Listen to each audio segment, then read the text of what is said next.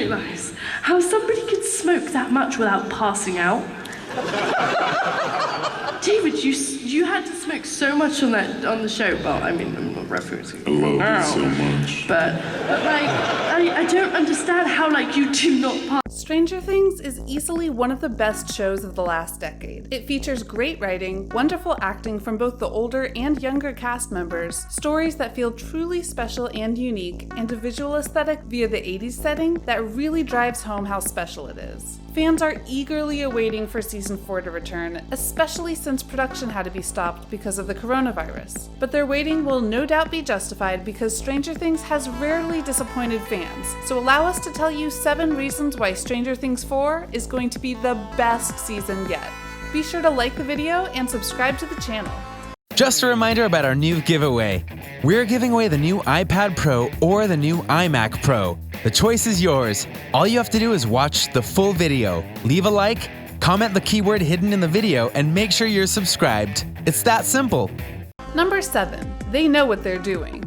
There are a lot of things that can make a show good, but by that token, there are a lot of things that can make a show bad. And of them is having a great idea to start, but then failing to live up to that first season or set of episodes that helped bring in a lot of the initial fan base. It can be hard to be consistently good, which is why shows like Heroes and Lost ultimately failed, because by the end, fans were pretty much done with everything they were doing. But with Stranger Things, the showrunners of the Duffer Brothers not only know what they're doing, but they know what to do in order to make it better. The first season was a revelation, yes, but they took their time to make sure that season 2 and season 3 would be just as good, if not better, and that's exactly what they did. They have confidence in their skills because they know what they want to do with this cast, with these characters, and with this world that they have made. And that can mean all the difference, especially for an upstart show like Stranger Things was. So if you don't have faith in us saying that this is going to be the best season yet, have faith in the Duffer Brothers because they know what they're doing.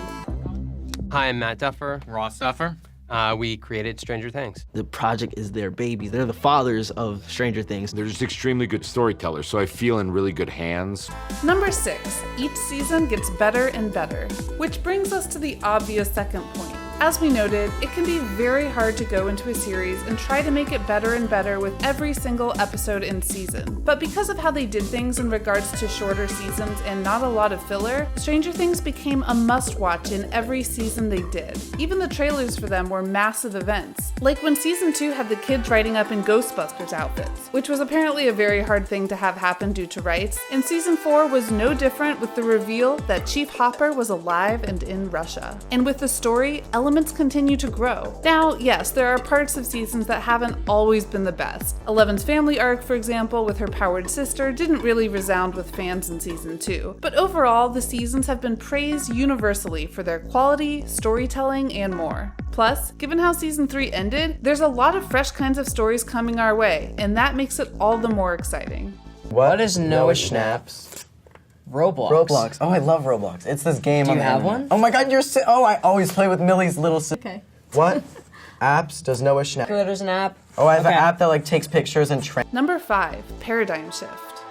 The first 3 seasons of Stranger Things had paradigm shifts in their own way, including the increased power of the Mind Flayer controlling people and using them to make monsters, the rise and then fall of Eleven's powers, though we bet they'll come back, just saying, and of course, the death of many characters. However, by the end of season 3, the paradigm shift started to roll out in a way never done before. For example, Chief Hopper died and then was revealed to be in Russia. The buyers have had enough of Hawkins because of all that went on and have left. And arguably the biggest point of all, Eleven has gone with them. There's also the Russians, who now have their own Demogorgon, which cannot be good, and the Mind Flayer is still out there. So that right there leaves a lot of story to get through in a season that is almost destined to be special, because after so long in Hawkins, you kind of need a change of space to help keep things fresh. We're going to be bouncing around no doubt from Hawkins to Russia to wherever the buyers ended up, and so on and so forth. And you know that eventually everybody's going to have to come back together in order to not just save Chief Hopper, but also go and stop the Mind Flayer. Speaking of which...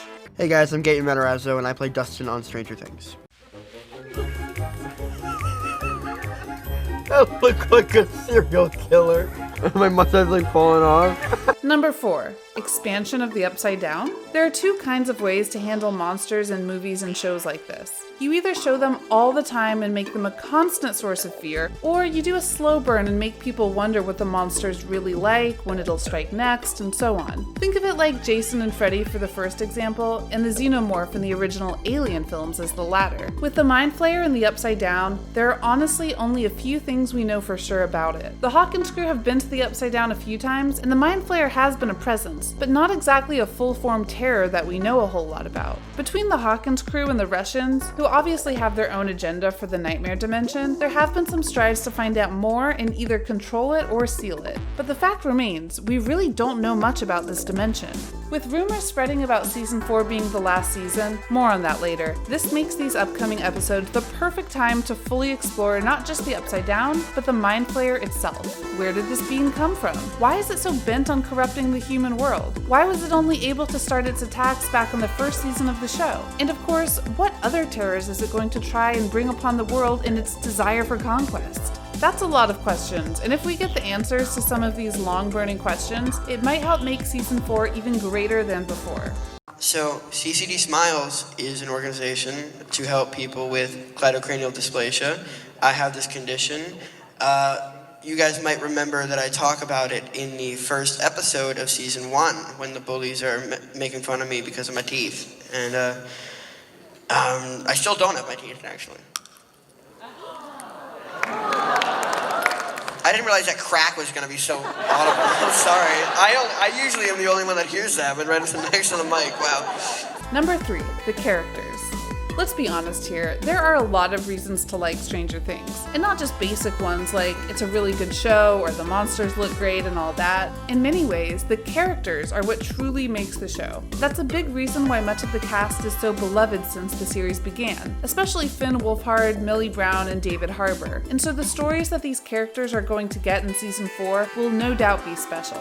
Harbour has noted that Chief Hopper is going to be going through a lot this season, including finally digging into a backstory that fans might not see coming. Then there's Eleven, who's away from her friends and boyfriend for the first time since being found by them. Without her powers and her father figure, you have to wonder how she'll adapt to everything going on. Plus, since a lot of the cast is now scattered, it makes you wonder what'll go on with the remaining Hawkins crew. There's a lot of story potential here, and that's a major reason why it's so exciting as we wait for season 4 to arrive. And when it comes to good suspense and horror shows, the twists are what can make things very special. And Stranger Things has thrown all sorts of twists at the Hawkins crew over the years, and this upcoming season will be no different. In fact, the twists so far have been so good that it's led to numerous fan theories about the Mind Flayer, Eleven, and more, and fans will no doubt want to see if they're true, or if there's something even more twisted coming their way. Number 2, the last season.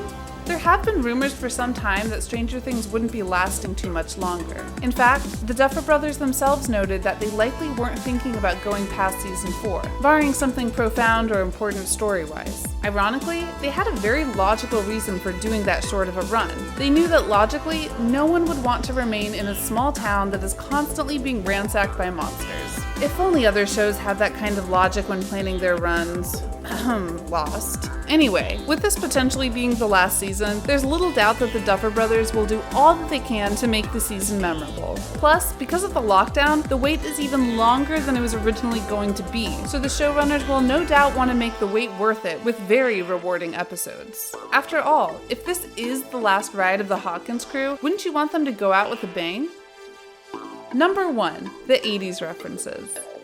Setting is key in any major show or film, and for Stranger Things, a special character is the time period they're in, the 80s. Throughout their first 3 seasons, the Stranger Things crew have gone above and beyond to stuff the show with not just references, but accurate 80s references, from New Coke to the movies that were out in the years of the seasons, and so on and so forth. So now, with potentially a new year to delve into, we could get even more excellent 80s references that'll make any fan happy. So, what did you think? What did you think of this look at Stranger Things Season 4 and why we feel that it'll be the best season of the bunch? Do you have something specific you're looking forward to in regards to the upcoming season? Do you feel like it'll be the last season? Which characters are you hoping won't meet a terrible fate? Let us know in the comments below, be sure to subscribe, and we'll see you next time on the channel. Just a reminder about our new giveaway. We're giving away the new iPad Pro or the new iMac Pro. The choice is yours. All you have to do is watch the full video, leave a like, comment the keyword hidden in the video, and make sure you're subscribed. It's that simple.